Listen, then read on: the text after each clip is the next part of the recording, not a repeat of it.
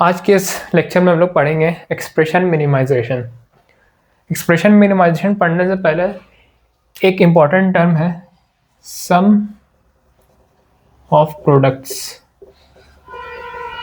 ये जान लेना ज़रूरी है। SOP, ठीक है। सम ऑफ प्रोडक्ट्स क्या होता है? प्रोडक्ट्स का सम, मतलब इनपुट है A B C, ये सब क्या प्रोडक्ट्स हैं और ये सब प्रोडक्ट्स का सम ऑफ प्रोडक्ट्स कहलाता है। फॉर एग्जांपल ये एक और एग्जांपल ले सकते हैं AC plus CB plus CA, ये सब क्या सम ऑफ प्रोडक्ट्स का एग्जांपल है। प्रोडक्ट्स है और उसका पे समेशन किए हम लोग, तो ये जानना ज़रूरी है।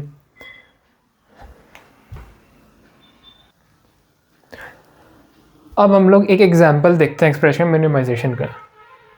इमेजिन करो हमारे पास 3 इनपुट्स है A, B और C, ठीक है, और ये F क्या आउटपुट है, ठीक है, और इसका कॉम्बिनेशन कुछ ऐसा दिया हुआ है। For example 0 0 plus 0 0 1 plus 1 0 0 plus 1 0 1 plus 1 1 1।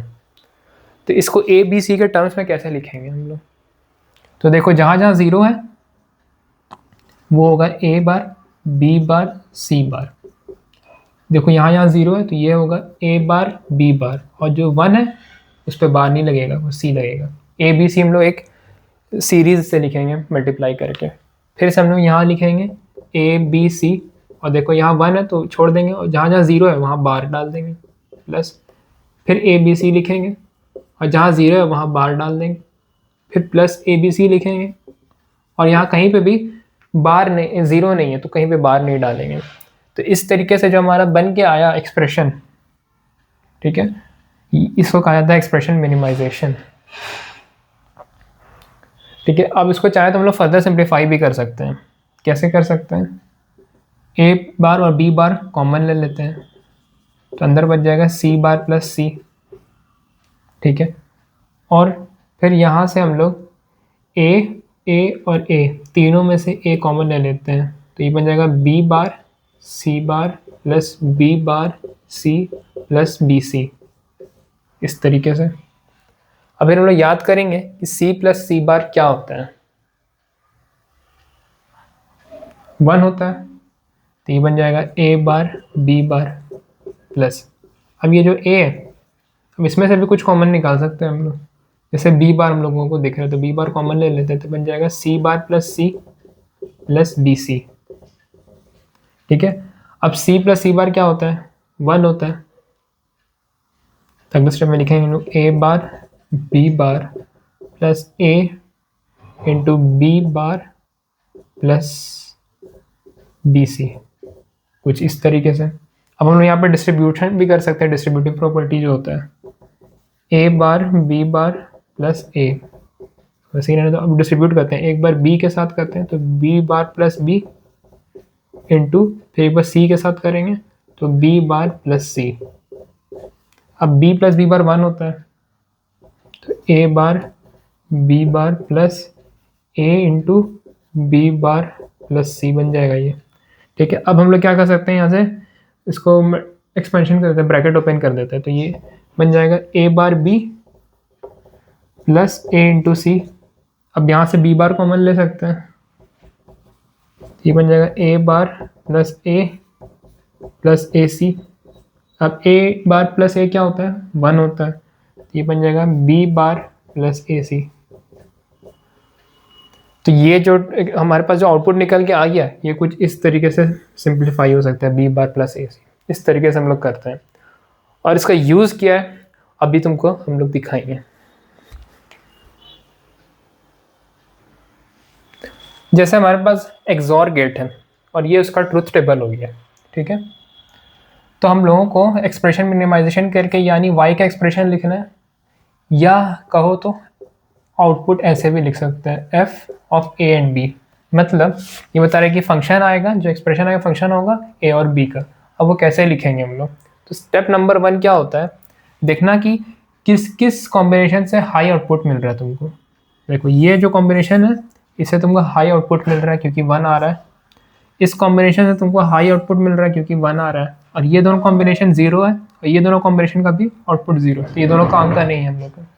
हम लोग का काम का क्या है, सिर्फ ये है 0 1 प्लस और है 1 0, ठीक है। अब इसको ए और बी के टर्म्स में चेंज करो तो y आ जाएगा ए बी, और 0 है तो ए के ऊपर बार, प्लस ए बी, और यहाँ 0 है तो बी के ऊपर बार। तो ये देखो, याद करो प्रीवियस क्लास में एक्सॉर गेट का ऐसे ही कुछ रिलेशन आया था, expression A bar B plus A B bar. तो ये यहीं से आया था, एक्सप्रेशन मिनिमाइजेशन का कॉन्सेप्ट यूज़ करके इसी तरीके से लिखा जाता है।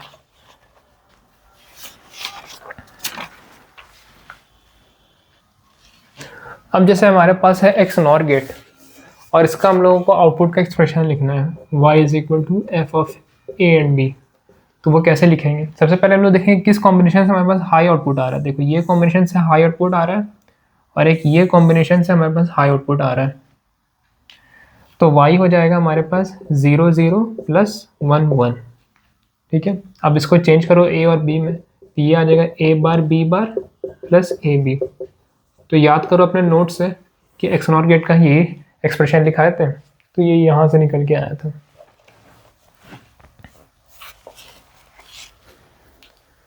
अब जैसे हमारे पास एंड गेट है, AND gate A B Y 0 0 1 1 0 1 0 1 0 0 0 1। तो y का एक्सप्रेशन एंड गेट के केस में कैसे लिखेंगे हम लोग? तो देखेंगे हम लोग को हाई आउटपुट किस कॉम्बिनेशन से मिलता है। देखो यही एक ऐसा कॉम्बिनेशन है जिससे हम लोग को हाई आउटपुट मिलता है, यानी 1 1। अब हम लोग को ए और बी में चेंज करना होगा, ए बी। अब देखो कहीं भी 0 नहीं तो बार डालने की जरूरत नहीं है। तो देखो ऐसे ही आया था हमारे पास एंड गेट का एक्सप्रेशन ए डॉट बी। उसी तरीके से, ठीक इसी तरीके से हमारे पास और गेट का भी आ सकता है।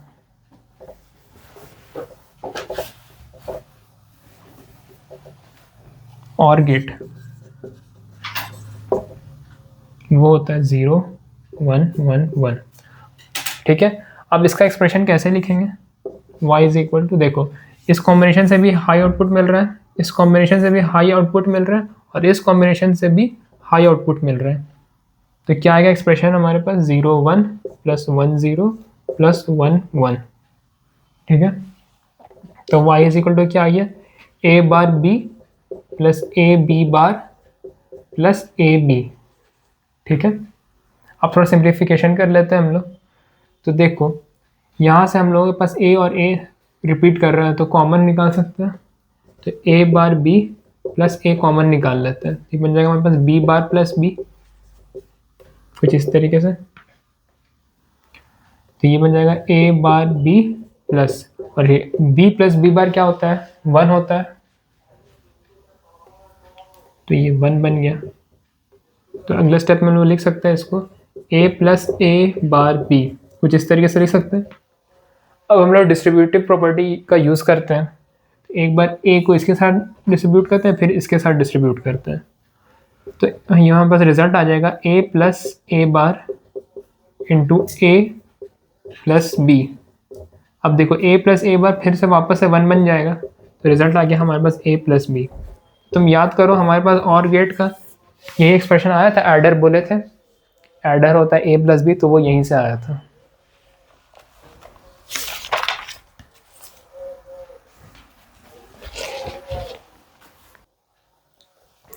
नेक्स्ट हम लोग देखते हैं कि कंस्ट्रक्शन फ्रॉम यूनिवर्सल गेट्स। हम जानते हैं हमारे पास दो टाइप्स ऑफ यूनिवर्सल गेट्स होते हैं, एक होता है नैंड गेट और एक होता है नॉर गेट। ये दोनों गेट के मदद से हम लोग कोई भी गेट डिज़ाइन कर सकते हैं। तो हम लोग को देखना है कितना नंबर ऑफ गेट्स रिक्वायर्ड है कौन से टाइप्स ऑफ गेट को कंस्ट्रक्ट करने में। इसके लिए एक टेबल हम लोग को याद करना होता है ट्रिक के फॉर्म में। तो पहला एक कॉलम बनाते हैं हम लोग नैंड गेट के लिए, और एक कॉलम बनाते हैं हम लोग नॉर गेट के लिए।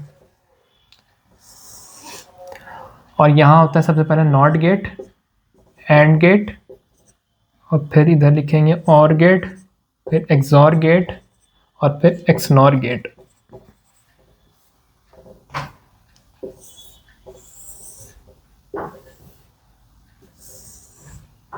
अब इसको सीधे सीधे सीरियली लिख दो 1 2 3 4 5।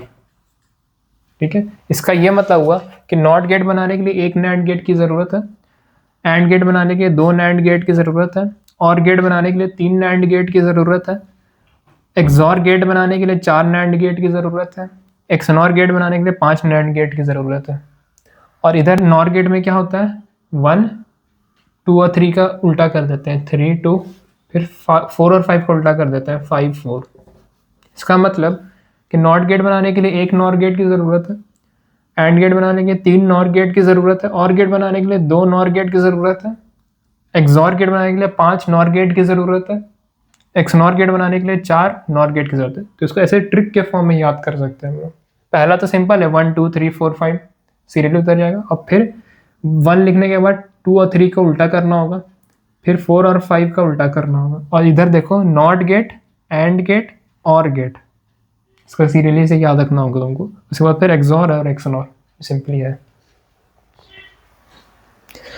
एक बात और नोट करने के लायक है, नोट कि तुमको अगर नॉर गेट कंस्ट्रक्ट करना है फ्रॉम नैंड गेट तो कैसे करेंगे, क्योंकि यहाँ तो कहीं नॉर गेट लिखा ही नहीं। तो तुम याद करो कि नॉर गेट कैसे बनता है। नॉर गेट बनता है और गेट प्लस नॉट गेट से, है ना। और गेट बनाने के लिए कितने नैंड की ज़रूरत है, 3। तो यहाँ पे तुमको 3 नैंड गेट चाहिए। और नॉट गेट बनाने के लिए कितने नैंड गेट की ज़रूरत है, 1 नैंड गेट। तो ऐड कर दो, तो तुम्हारे पास टोटल 4 नैंड गेट लगेगा नॉर गेट बनाने के लिए। इस तरीके से भी तुम सोच सकती हो। अब जैसे एक क्वेश्चन प्रैक्टिस करते हैं हम लोग। ये हमारे पास नैंड गेट है, और दोनों सर्किट को हम लोग ये मतलब ये दोनों लाइन को हम लोग ज्वाइन कर दिए ताकि ये दोनों तरफ आउटपुट ए जाए हमारे पास कुछ इस तरीके से। तो हमारे पास इनपुट जाए ए, तो आउटपुट क्या मिलेगा। ठीक है, नैंड गेट में क्या होता है, एंड गेट का इन्वर्जन हो जाता है। ठीक है, अब ए डॉट ए क्या होता है, हमारे पास ए होता है और ऊपर में बार। तो रिजल्ट क्या आया, बस आउटपुट ए बार आया। तो देखो ये एक नैंड गेट का यूज़ करके हम लोग क्या बना दिए, यही तो नॉट गेट का होता है, वो टेबल याद करो। एक नैंड गेट से हम लोग नॉट गेट बना देते हैं। अब फॉर एग्जांपल हमारे पास दो नैंड गेट हो, जैसे एक नैंड गेट ये लिए हम ए और बी, और फिर सेकंड नैंड गेट कनेक्ट कर दिए।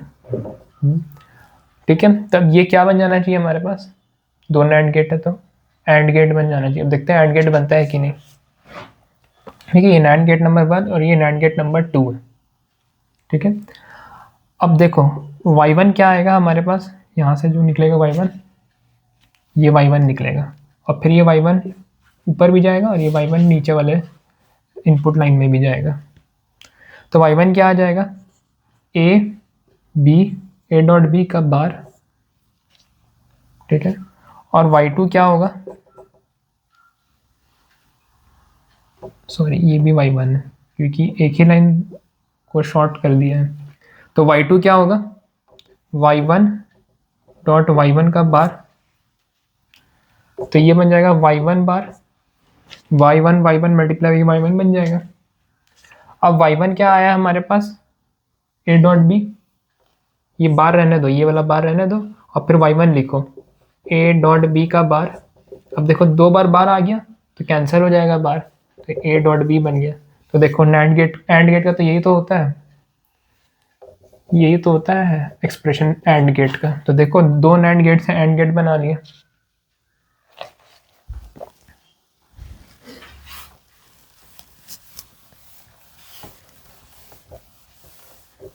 ठीक इसी तरीके से हम लोग 3 नैंड गेट का इस्तेमाल करके और गेट भी बना सकते हैं। कैसे, मान लो ये एक नैंड गेट लिए,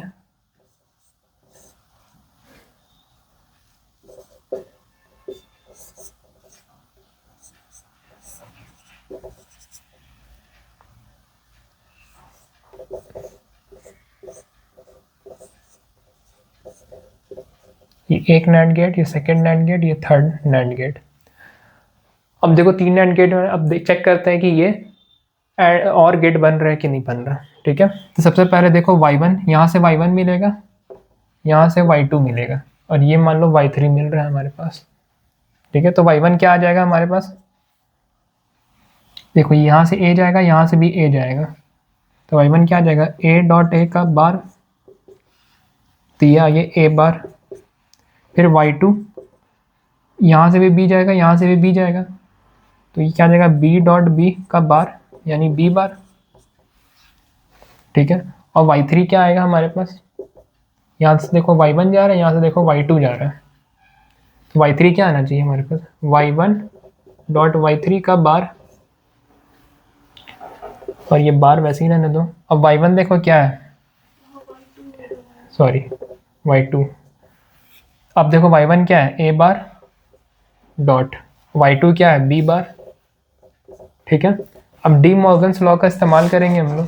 डी मॉर्गन्स लॉ क्या कहता है कि a प्लस बी का होल बार है, तो इसको ऐसे लिख सकते हैं, a बार डॉट b बार। तो इसको रिवर्स हम लोग लिख सकते हैं, a बार डॉट b बार को हम लोग लिख सकते हैं a प्लस बी का होल बार। अब देखो 2 बार बार आ गया, तो बार बार कैंसिल हो जाएगा, तो ये a प्लस बी, और यही तो होता था और गेट का एक्सप्रेशन।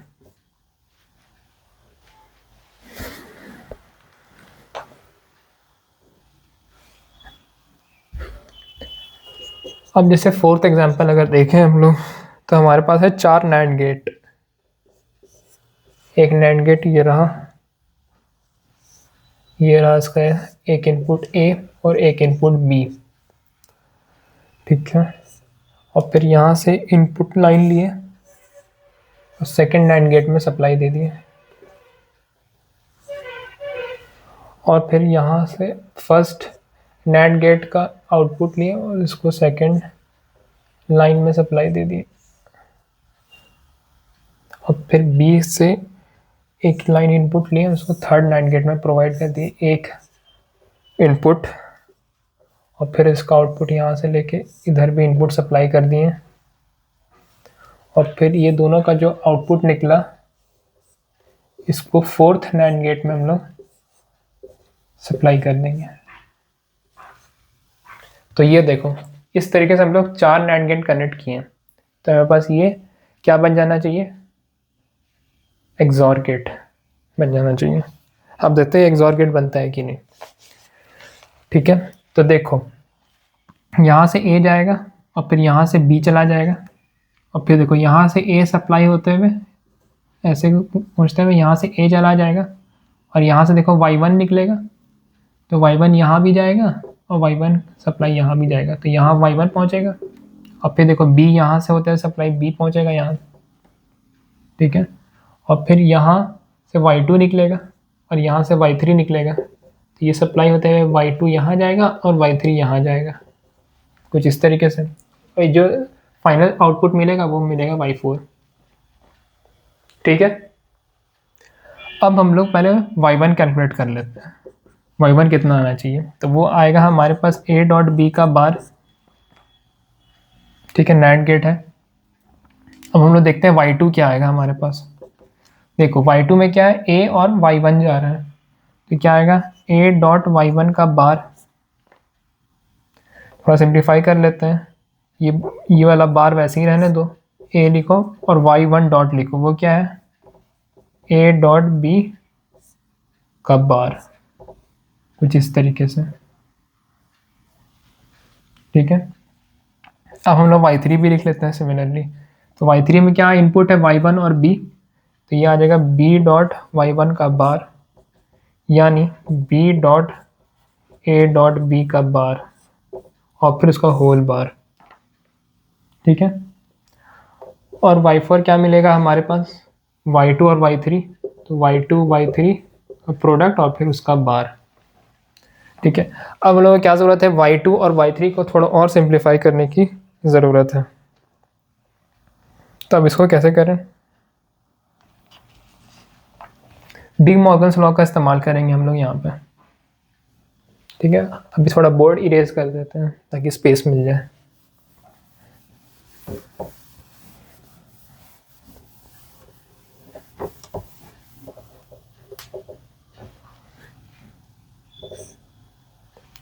ठीक है, y2 को और थोड़ा सिंप्लीफाई कर रहे हैं, a डॉट बी का बार। ठीक है, अब मॉर्गन्स लॉ अप्लाई करते हैं, ये बार वैसे ही रह जाएगा a इंटू, अब देखो ये बन जाएगा a बार प्लस b बार, कुछ इस तरीके से। अब ब्रैकेट ओपन कर देते हैं, ये बड़ा वाला बार वैसे ही रहने दो, ये बन जाएगा a into A bar plus a into B bar, कुछ इस तरीके से। अब a इंटू ए बार क्या होता है, 0 होता है ना, तो ये बन जाएगा हमारे पास a b बार का होल बार। ठीक है, अब उसी तरीके से y3 कैलकुलेट कर लेते हैं, तो वह है हमारे पास b dot A dot B bar का होल बार।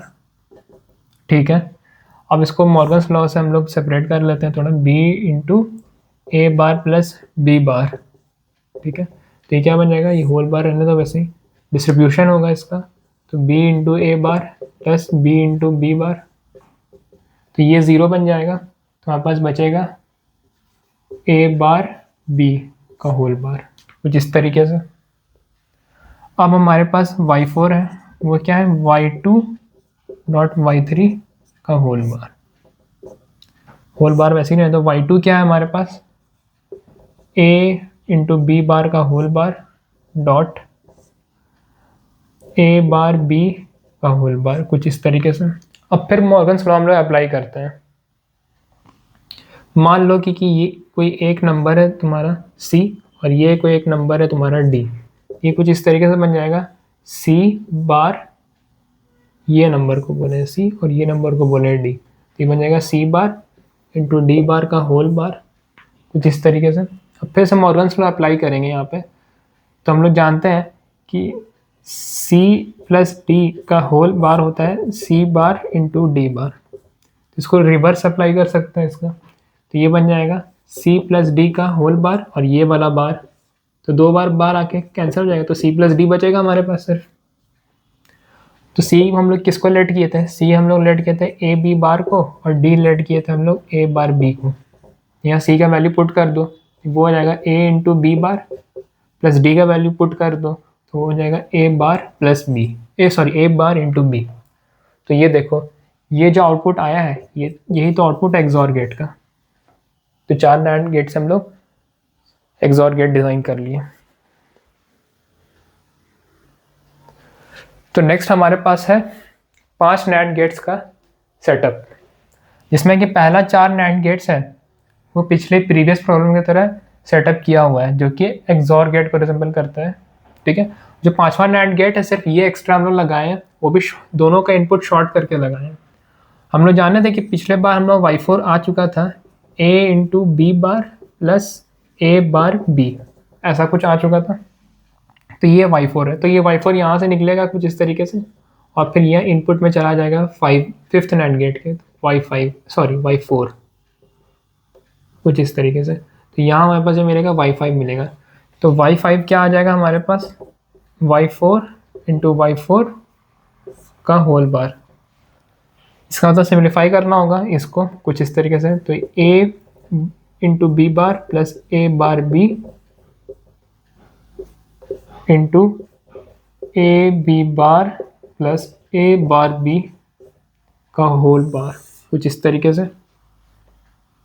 हम लोग लेट कर लेते हैं कि जो y4 है, तो चलो y4 तो सेम है, तो y4 इंटू y4 क्या होता है, इस तरीके से लेट कर लो कि y4 तुम्हारा c आया है कुछ, तो ये क्या बन जाएगा अगले स्टेप में, c इंटू सी का होल बार, और c इंटू सी क्या होता है, c होता है, तो ये c बार बन गया। ठीक है, तो y5 जो आया हमारे पास वो क्या आ गया, a b bar plus a bar b का होल बार। अब इसको सिंप्लीफाई करोगी तो तुमको एक्सनॉर गेट का मिल जाना चाहिए। यहाँ पर स्पेस थोड़ा कम पड़ रहा है हम लोगों को। ठीक है, तो y5 कुछ इस तरीके से दिखेगा। अब इसको कैसे सिंप्लीफाई करें, ज़रूरी है हम लोग को मॉर्गन्स लॉ ही अप्लाई करना पड़ेगा, तो सोचो कैसे करें।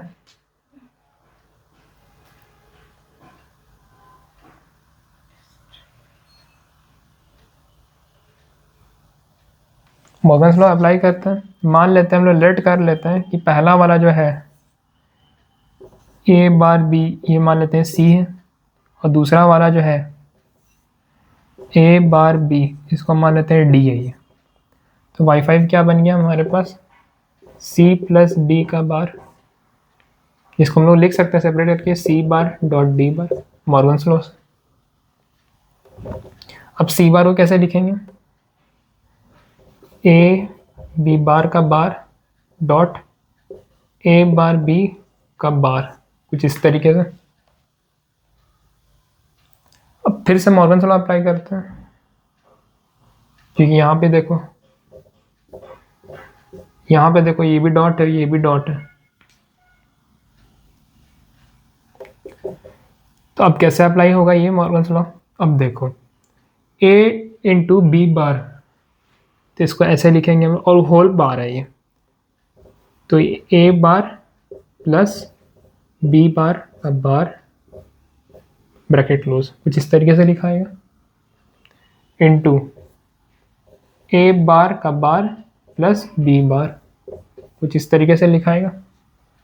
अब देखो अगले स्टेप में b के ऊपर 2 बार बार है तो कैंसिल हो जाएगा बार, तो ये बन जाएगा a bar plus b into A के ऊपर 2 बार बार, तो एक बार कैंसिल हो जाएगा, तो a प्लस बी बार, कुछ इस तरीके से आ जाएगा। अब हम लोग मल्टीप्लाई कर लेंगे ब्रैकेट ओपन करके, तो ये बन जाएगा हमारे पास a bar a plus a bar b bar plus a into B plus b bar. अब a बार तो 0 हो जाएगा, और फिर b बार भी 0 हो जाएगा, तो हमारे पास क्या बच जाएगा, a bar b bar plus A B. तो देखो यही था XNOR गेट का सेटअप यानी एक्सप्रेशन।